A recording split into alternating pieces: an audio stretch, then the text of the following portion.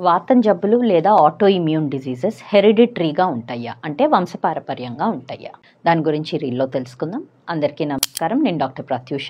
నేను ఒక MD DM rheumatologist అండి from Prathyusha rheumatology care Guntur. So బేసిక్గా వాతం జబ్బులు అన్నీ కూడా జన్యుపరమైన సమస్యలు, అంటే జెనెటిక్ డిజార్డర్స్.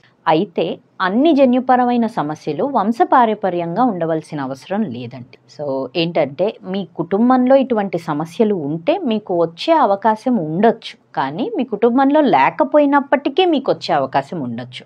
అదేవిధంగా మీకు కానీ మీ భర్తకి కానీ ఇటువంటి సమస్యలు ఉంటే, అంటే మీ స్పౌస్, భర్త కానీ భార్య కానీ ఇటువంటి సమస్యలు ఉంటే మీ పిల్లలకి వచ్చే ఛాన్స్ ఇటువంటి సమస్యలు లేని జంట కన్నా కొద్దిగా ఒక 2% ఎక్కువ ఉంటుంది. 2 to 5% depending upon the disease, like అది రుమటాయిడ్ ఆర్థరైటిసా, ఎస్ఎల్ఈయా అనేది. అంతేకాని ఖచ్చితంగా మన పిల్లలకి ఈ సమస్య వస్తుంది అని ఉండదండి. 98% రాదు, 2% అయితే ఛాన్స్ అయితే ఉంది. సో ఈ సమస్యలు ఉన్నవాళ్ళు పెళ్లి చేసుకోవటానికి భయపడద్దు. పిల్లలు కనడానికి ఏ సమస్య ఉండదు. ఇటువంటి సమస్యలు ఒకవేళ ఆ 2%కి వచ్చినా దానికి రకరకాల వైద్యాలు మంచివి ఇప్పుడు అందుబాటులో ఉన్నాయి. అందరికీ నమస్కారం.